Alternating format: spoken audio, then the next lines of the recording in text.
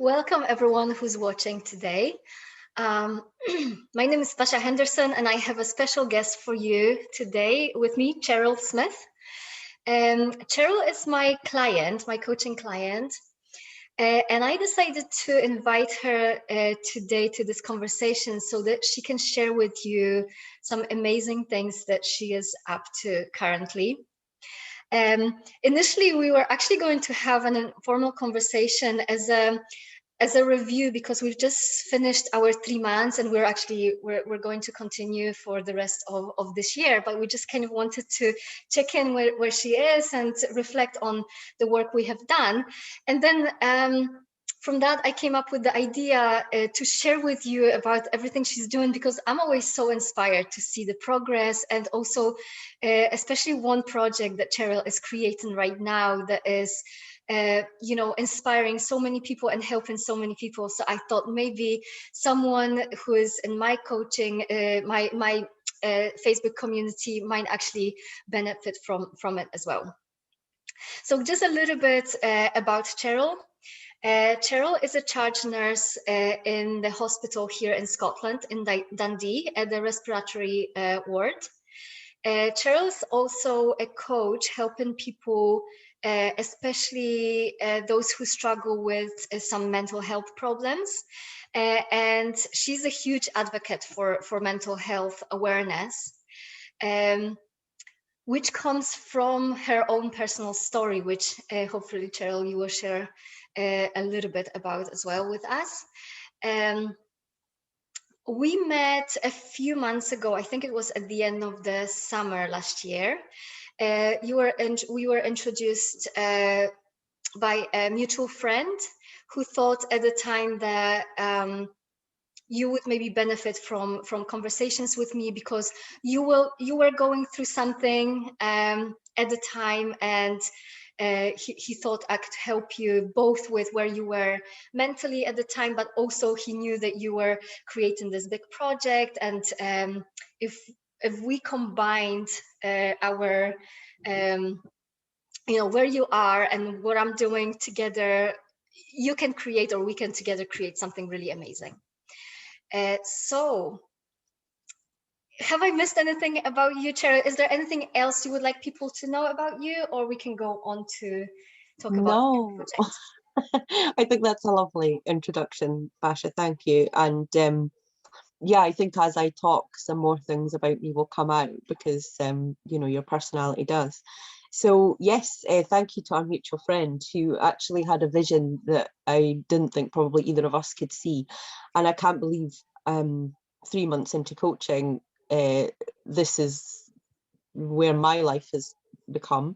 I love that somebody else saw that, and so I will go into that. But when we connected, a little bit of background, so I'll go back to your original question. So I had suffered with a mental health problem for 15 years of my life, and undergone all psychological therapy that you could possibly imagine, and then some. I'd had a relapse in my mental health. I'll put it in context. I had a PTSD after a sexual assault, and then I ended up with a chronic mood disorder with anxiety and depression. And as I said, went through all these treatments, and eventually became fairly robust, and then went through another difficult period in life, as we all do. And I went through a divorce, and this, caused a lot of grief and difficulty for me. And in that time, I then started to look more into my own sort of self-development, and I started to look at other things that weren't sort of your traditional sort of national health recommended treatments. So I started to really take ownership for my own mental health. And when we met, I was starting to, again, I'd come out of that period, but there were some things from my past that had come up, and that had just reignited a few issues.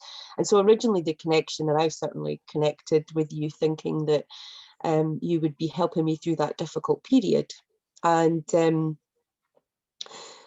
because I had created this challenge that I'll get into in a minute, I think you saw something in me that I didn't realize I necessarily had. So I'll tell you about the challenge. So because I'd come through all those issues with my mental health, and I'd always had a very good support system. I've always been blessed with a wonderful family and friends that have supported me on that journey.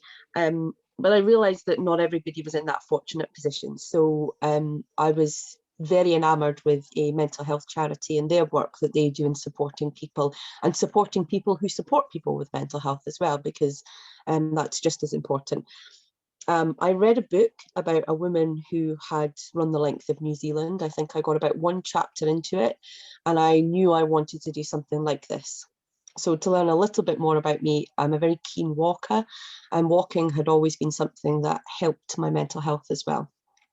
I always found a lot of healing and being in the outdoors, and I had begun to do a lot of long distance walking, because for me this was the endurance of it was also something in which I would then realise how physically and mentally strong I was, and that was definitely part of my recovery, for want of a better term. So I decided to do a very long walk in order to raise money to support other people with their mental health. In the back of my head, I also thought that by sharing what I was doing, I would raise a little bit of awareness for mental health, and maybe inspire some other people to get out there and get walking. And that was really where I'd kind of limited my thinking with it. So I developed this challenge to walk a route up here in northern Scotland in the Highlands. So it's going to be 550 miles, which I'm going to aim to do in 3 weeks. Over some pretty rugged terrain. I think it's actually going to be the whole ascent of the route is going to be almost climbing Everest twice. So it's not easy. It is possible, although most days it feels impossible, but it is possible. And I'll be the first person to walk this route solo anyway. It's usually something that's mountain biked. So yeah, I am also a little crazy. I suppose that's another thing to say about me, but in this good way. And I knew when I thought this up that it was something big, you know, but it was really actually all about myself. I had this idea that would help people, but I didn't really see it as anything big. And when Basha and I had connected, I thought, well, here's a girl who I can have a conversation with her. I can lift some of this sort of, I guess I get the odd relapse with my mental health. I could lift that, and then actually then discovered that there was actually something really profound in what I was doing, because it's amazing that, I mean, that's what coaching is somebody can see your potential and help guide you through that process. So that was incredible. So yeah, from there Basha interviewed me. So when we connected, and again, I wasn't expecting that, she said, I'm really inspired by what you're doing. I'd like to interview you. And I was like, okay. No, I'd never done an interview before, so that was interesting. And that then inspired me to go on my own social media platform and share my mental health story. And I thought I would have a little reach between some friends and then friends of friends. And in actual fact, it went bananas. It actually went worldwide, which I was not anticipating. And I started to have people reach out to me with wonderful compliments, and what I was doing, how I'd come through what I'd come through had inspired them. And what's incredible is, for me, that was, I couldn't believe that had happened. But Basha was sitting there completely unsurprised, because she'd seen that in me very early on. So yeah, and I think then coaching with yourself has then shown me my potential. It's also shown me areas that I can work on to make things a little bit more efficient.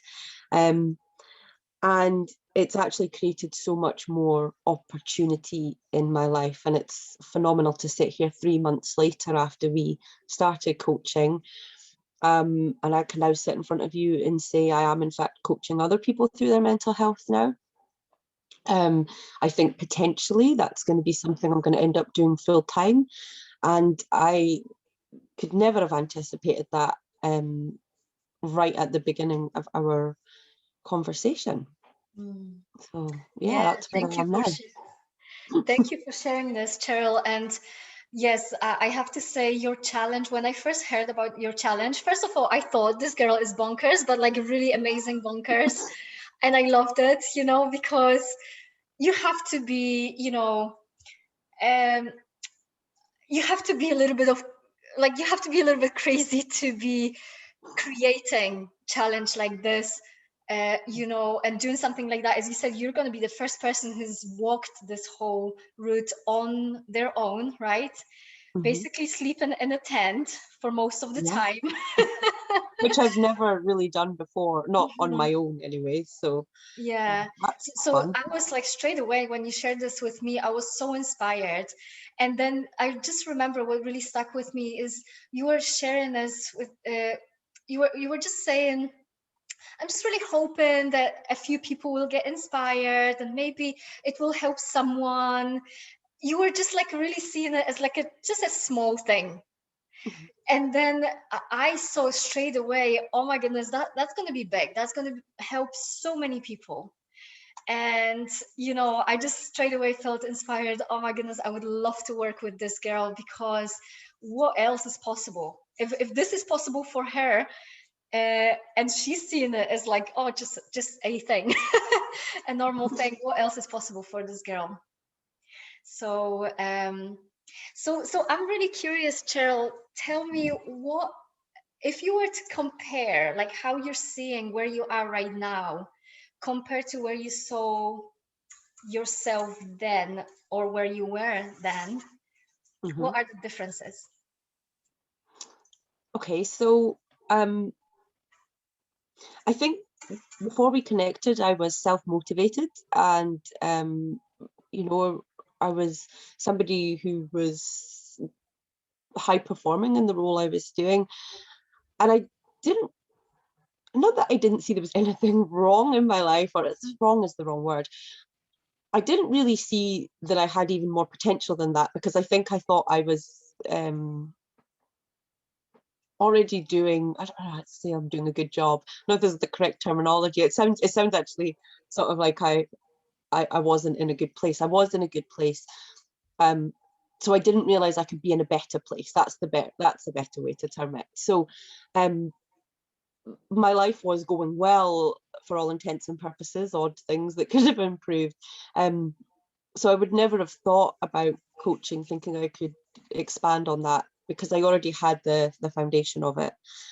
I couldn't actually see my own potential in some ways. So while I was able to say, oh, I've thought up this and that's quite a good thing, and I have a good job, and I could say nice things about myself, I'd done enough work that my self-esteem was good, I couldn't actually see any way to push that forward.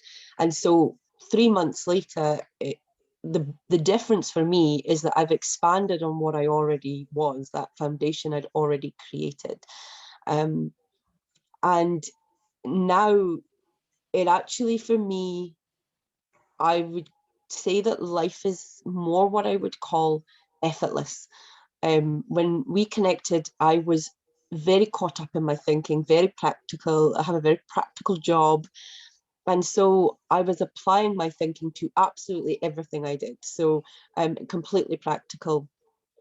3 months later, I have actually released all, not all, because it still comes up, but most of control over where things are going. So, and I think when you think up a challenge like that, um, or you go down a sort of vocational career, or and you get quite good at your job, um, I guess you do get caught up in the future and how that looks and how you can create the next thing. And really, what coaching's done for me is to keep me very grounded in the present moment, um, which has then led to more opportunities coming my way, for me being able to see not only my own value, but also value in other people. And it's actually created all these endless opportunities. So by almost taking a step back, I've actually created even more. And Bash and I were talking about this morning on a call, um, how actually when you make things a little more effortless, actually then the creative processes it's actually much greater, which seems like a dichotomy, but I can actually sit here sort of 3 months later, and definitely seeing that. I would never have predicted that an idea to create a little bit of awareness around mental health would lead to me coaching people through their mental health. But I could never have envisioned that. And had I envisioned it, I probably would have tried so hard to create it that it wouldn't have happened organically. And I wouldn't be sitting here in this position today helping other people. Mm. Thank you for sharing. And there's so much there that I just want to kind of go back and open up even more. One thing is, like, you're saying now that you never thought you could be coaching, but actually I remember from our conversations, you were already doing it in your role as you were like charge nurse, and with informally with your staff members, with your team members, you were often actually helping them with their challenges through coaching without knowing that that's what you're actually doing, right? Yeah. So I'm just so glad that, you know, that you're now taking something that comes really natural to you, because you're an amazing leader. You're very inspiring. You lead by example, and you also, you know, develop people to be self-leaders from, you know, everything that you share with me. So it's really amazing that this skill, because coaching is not really like a job title, it's a skill. It's one of the, you know, leadership skills, and you already do it so effortlessly. So I'm just so glad that you can also take it now and do it professionally with people. It's really beautiful, and take it on a bigger scale. Yeah.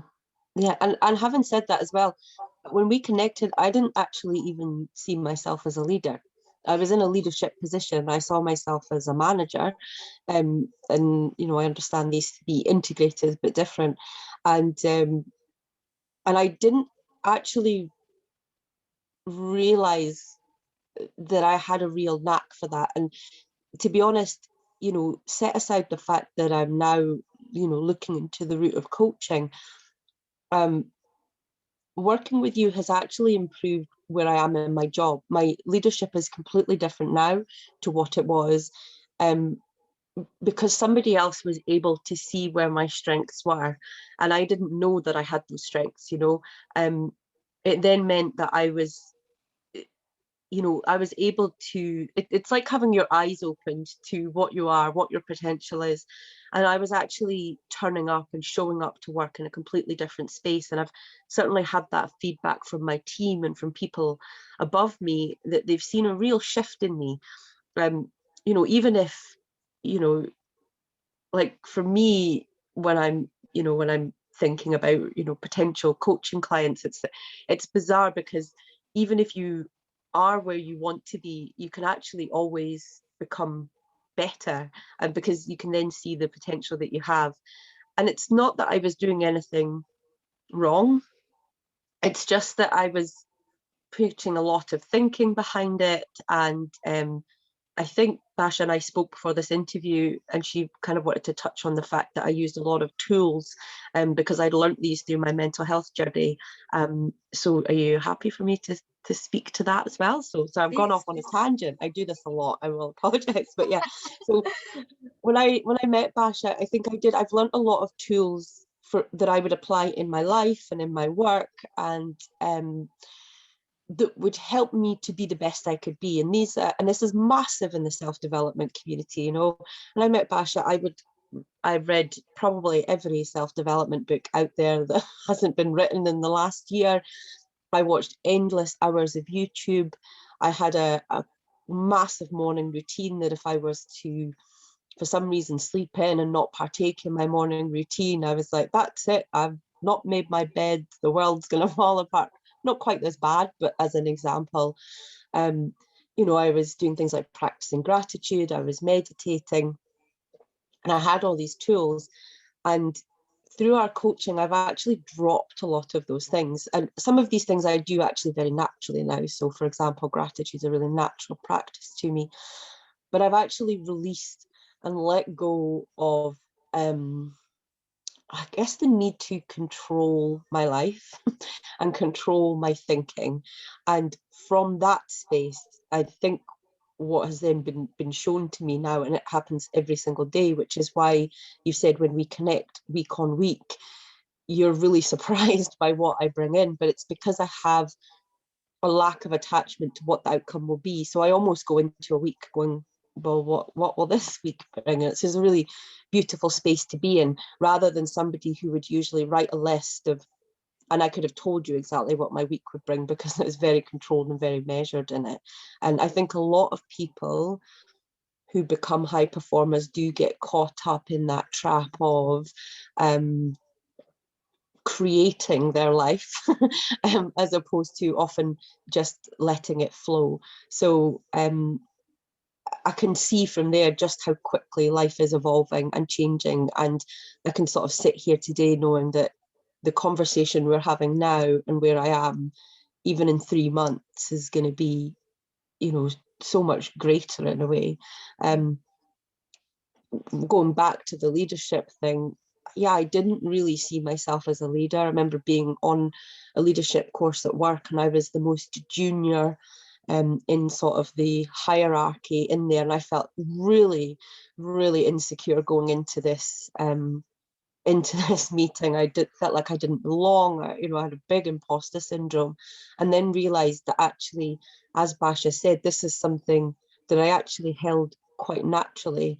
When I let go of the attachment of my expectation of what I thought other people would think of me, my expectation of what I thought of me, was actually able to then play to my strengths. And that's certainly been recognized in my job and now in what I'm doing with coaching. So that's been just completely invaluable to me. Mm, that's really powerful. I would like to touch, just touch on what you said about the tools, because as you said, like the personal development world has so many tools that help you manage.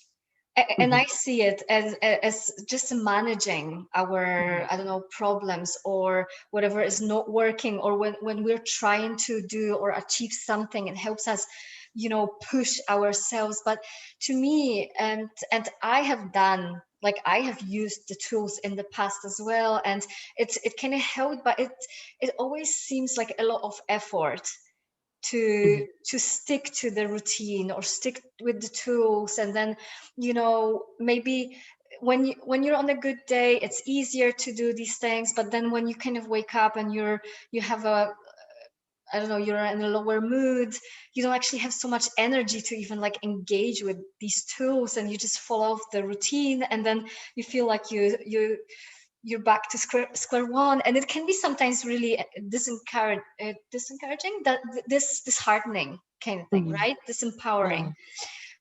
So I'm curious, what was the switch, or what helped you, what in our coaching together helped you to get rid of the tools, and now you're seeing you're okay without them, your life is more effortless, as you said. You don't need to manage your life or things, your mental health or whatever. What was this thing that switched? Do you know, in all honesty, I don't know, but I can tell you how it sort of played out. It's really funny because I think we touched on all the tools I was using and how to more just show up and just be present. And I don't think I said it exactly, but I certainly thought, well, what tool is there to lose the tools? I was almost like so caught up in that world of self-development that there had to be a way to get from where I was to where I was going. There absolutely had to be a map, and Basha was sitting in front of me and she had the answer, and then she didn't have the answer, and yet she did, which was really powerful. So it was really quite organic in the way that things that I think you have a real knack there, Basha, where you bring that out in people. You actually, without giving them the answer, allow them to see their own answer. So I think basically developed a trust of really listening to my own inner wisdom and what it was telling me, and to go more with that than the thinking on top of that. So and that still happens for me, and I've had a real separation between between what my wisdom says and what my thinking says. I actually almost see the two, and it plays out like a battle, and it's very comical. And Bash and I have a good laugh about some of the things that my thinking thinks. You know, it maybe is a Your comedy ego in has there. an ego. Yeah, my ego has an ego. You know, I was like, oh, and I now I'm able to laugh at it. I think I described it this morning to Basha in our call, that it's almost like she was sort of using the analogy of when you're separate from your thinking, you're watching a horror movie and you're watching it, but you're not scared because you know it's just a movie. So when you're not involved in your thinking, as I was for years with my mental health, I was just really identified with the way that I thought. I that then you realize, and it takes the fear out of it. And I said, I've actually, maybe it's different in that not only am I watching this horror movie and I'm not frightened by it, I actually find it really funny. It's like the most unbelievable story. You know, my thinking will tell me things that are just not true, and you know, and they're not necessarily good for me. It's trying to protect me. I understand why it's doing what it's doing, but it's doing it based on years of learning and development and, you know, watching other people. And yet my real true self knows what's best and always knows what's best. So I don't know that there was a specific conversation that we had that I then started to trust my wisdom. It happened very slowly. I would trust my wisdom on one thing, and then as I trusted it on one thing, I said, well, that could be applied to the next thing, to the next thing, to the next thing. It's a real art of letting go. Because I'd done so much self-development and also spiritual development, I actually, when it happens, I understand it. Like I understood it before it happened, if that makes sense. It's like learning about something, but not until you're truly doing it day in, day out, that you understand the sort of theory behind the practice. So I suppose that's what happened. And I guess then the more I saw evidence of the fact that I didn't need to have control, I didn't need to have a tool to change the way I was, I started to be more accepting. So if I hit a moment where, you know, I wasn't in a good headspace, if my thinking was poor and I was, you know, upset about something, I actually learned to just allow it to just flow through me. And actually, some things, and again, I'm not an advocate for tools, but one of the things I will do if I hit a difficult moment is to just simply ask myself the question, what that moment is giving me.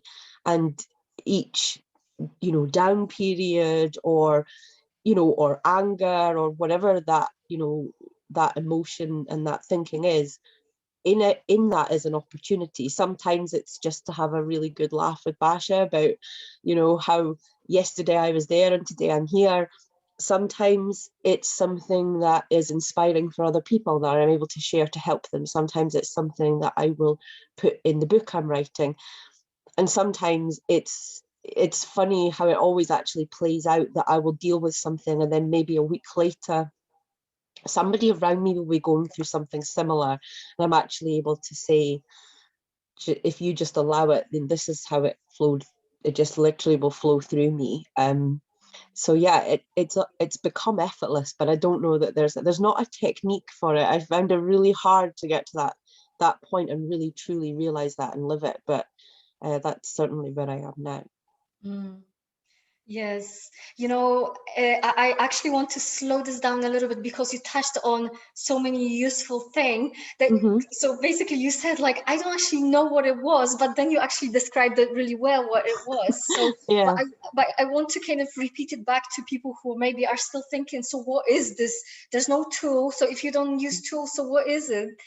Mm-hmm. And I remember at the beginning when you were like, sometimes we would have a conversation and you were in a little bit maybe lower space and you were telling me, just tell me what to do. And I kept telling you, there's nothing to do. That's the trick. You don't have to do anything.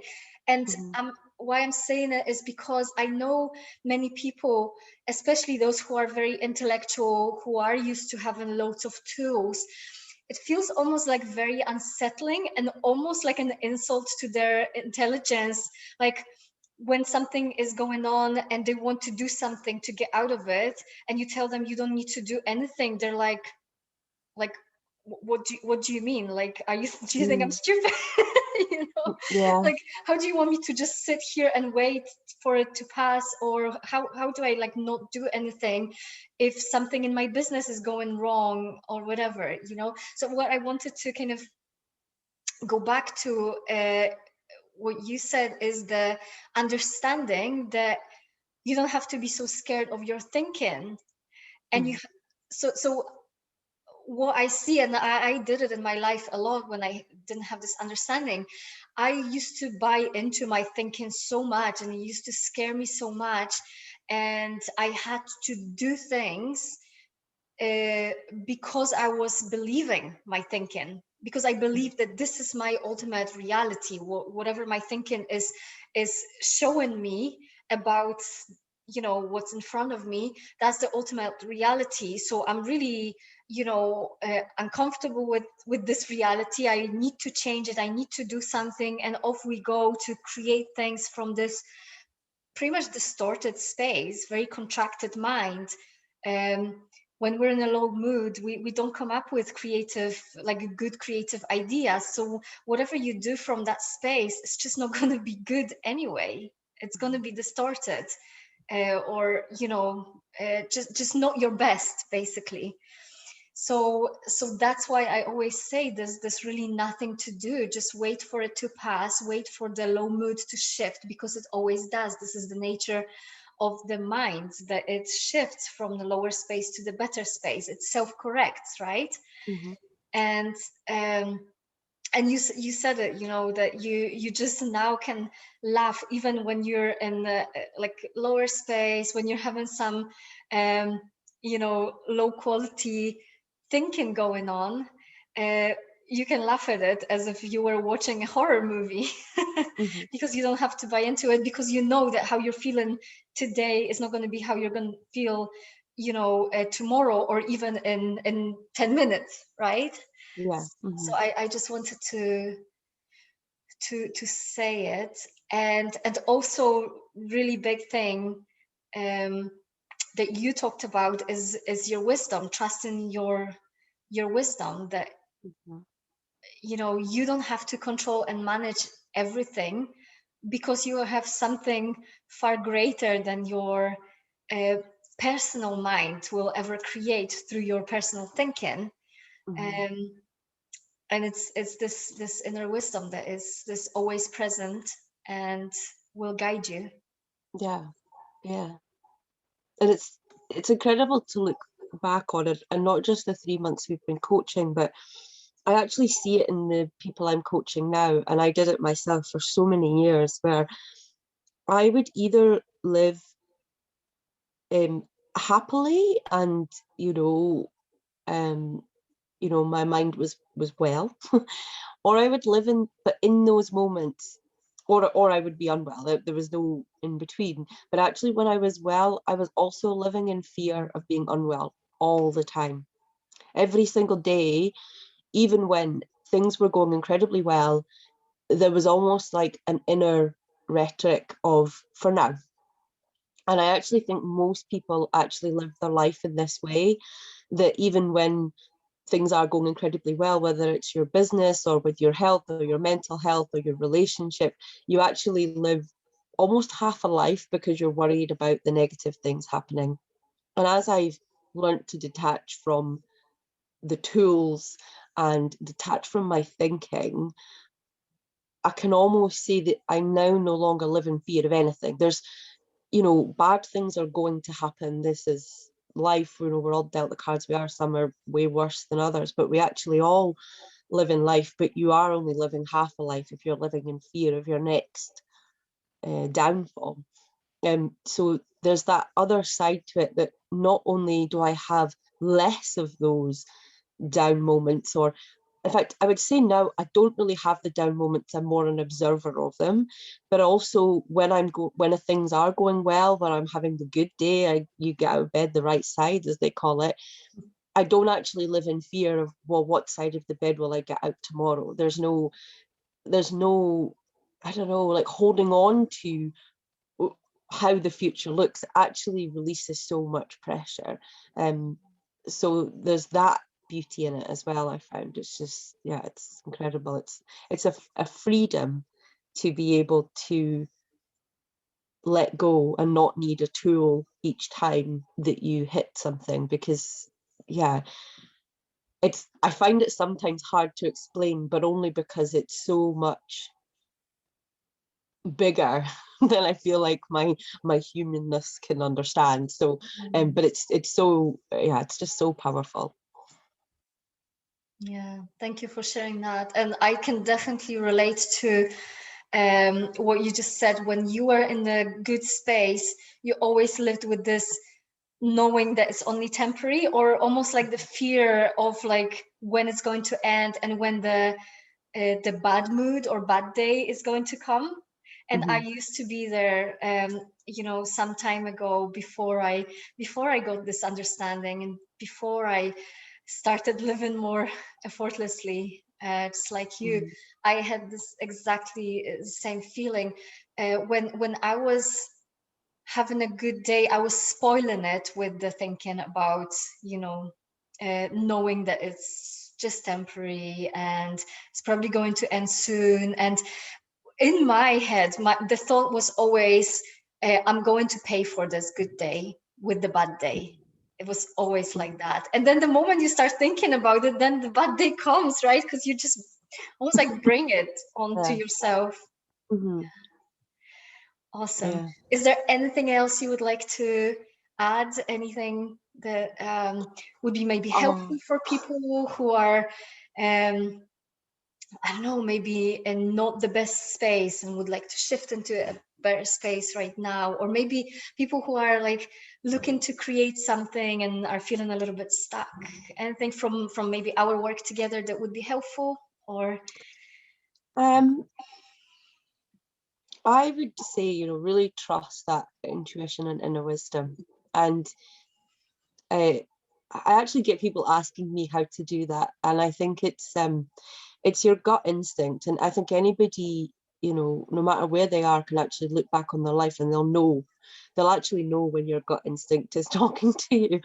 And if you don't listen to it, then the way your life unfolds, it then eventually clubs you over the head. So you really listen to it properly. So for me, it really is in the process of slowing down your mind. So for me, my practices of walking, meditation, and again, I don't always mean the formal sense of meditation. Sometimes it's just being still and not listening to your inner talk all the time. Actually, when I slow down life, if somebody's going through something or they're stuck with something, slow it down, and from there, actually what is to happen next is actually really clear to you.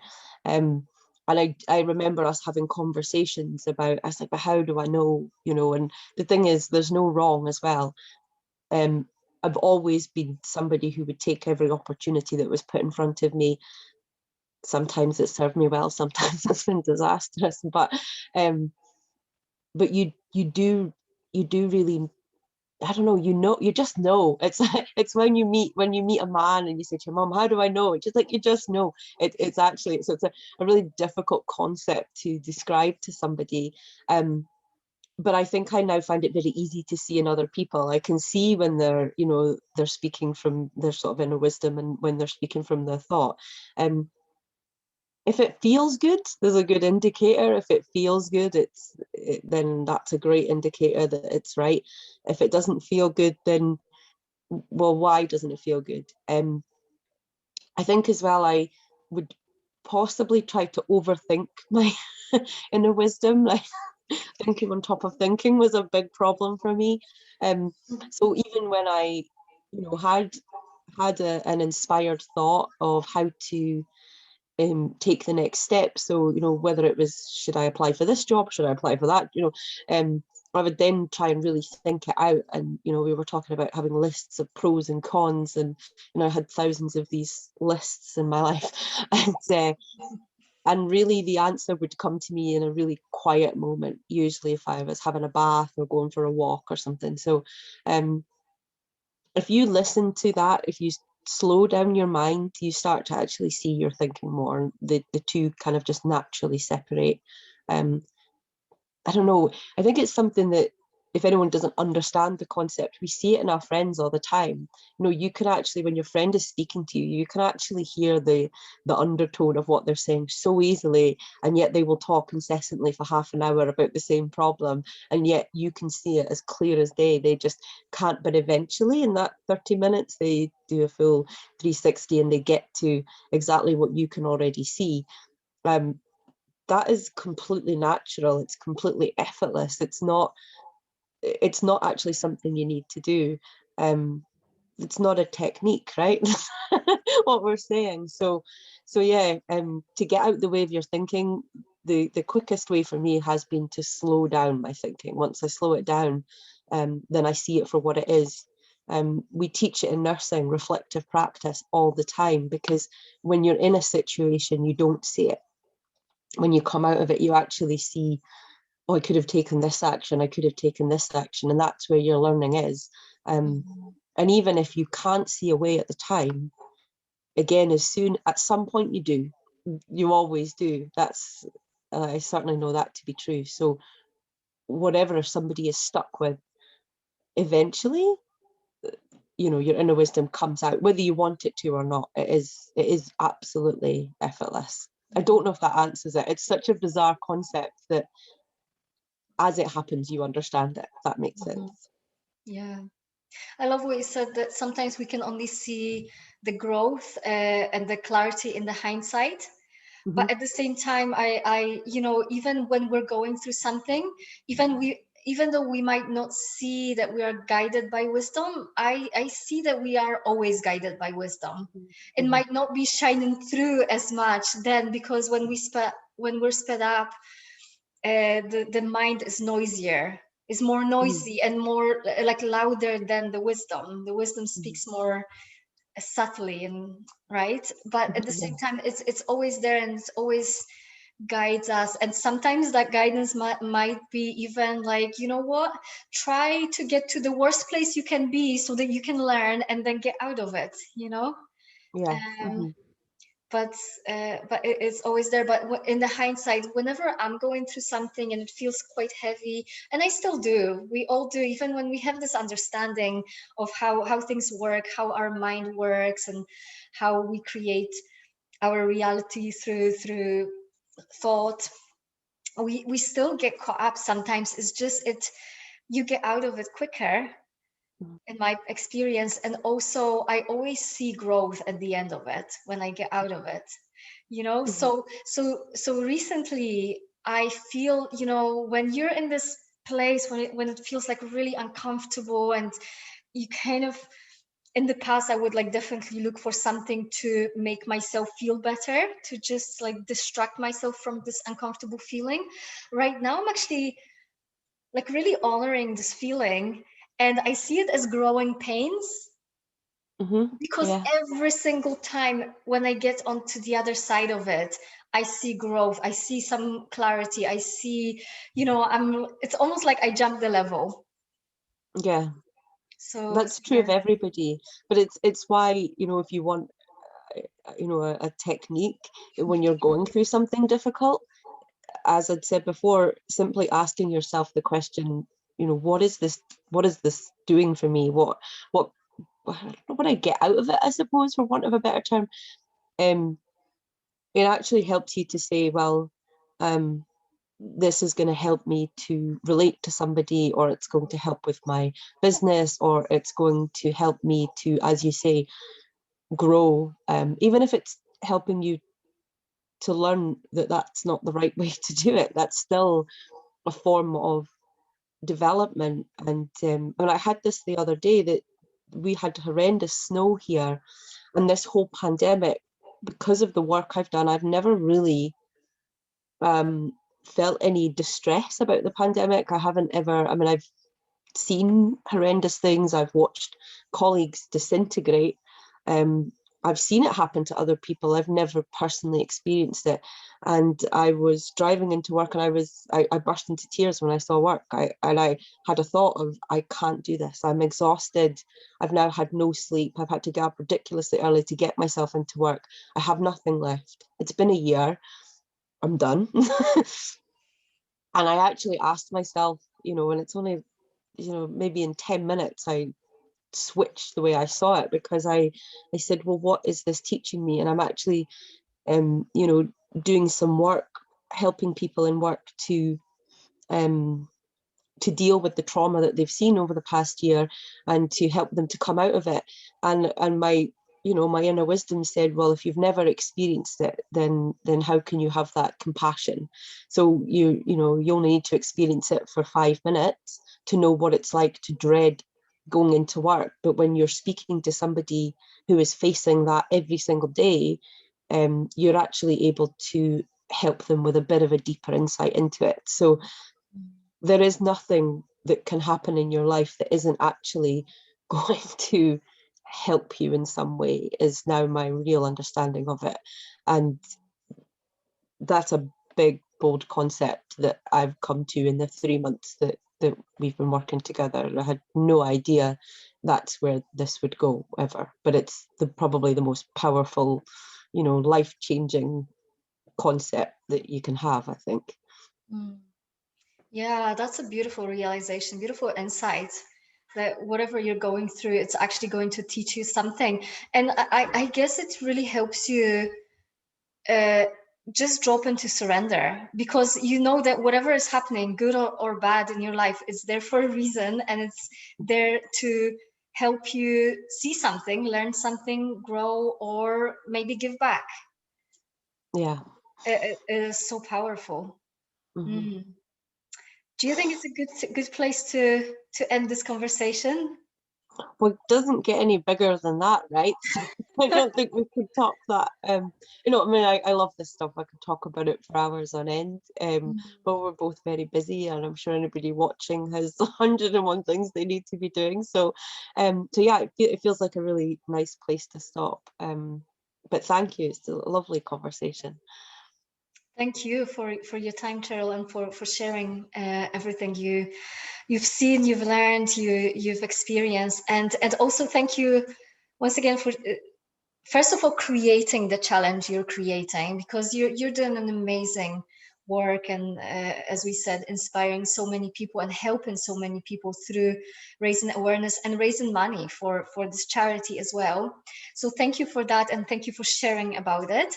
And also I wanted to say, for anyone who's interested, who is inspired rather, to support Cheryl in her challenge in any way, through good word or through contributing towards the challenge, towards the charity, I will drop the link under this interview, and you can check the story and the description of the challenge, and you can then donate if you feel like doing so. All right, thank you for watching, everyone. Thank you, Cheryl, for your time today, and I will see you soon in another conversation, guys. And you, Cheryl. Okay. Bye.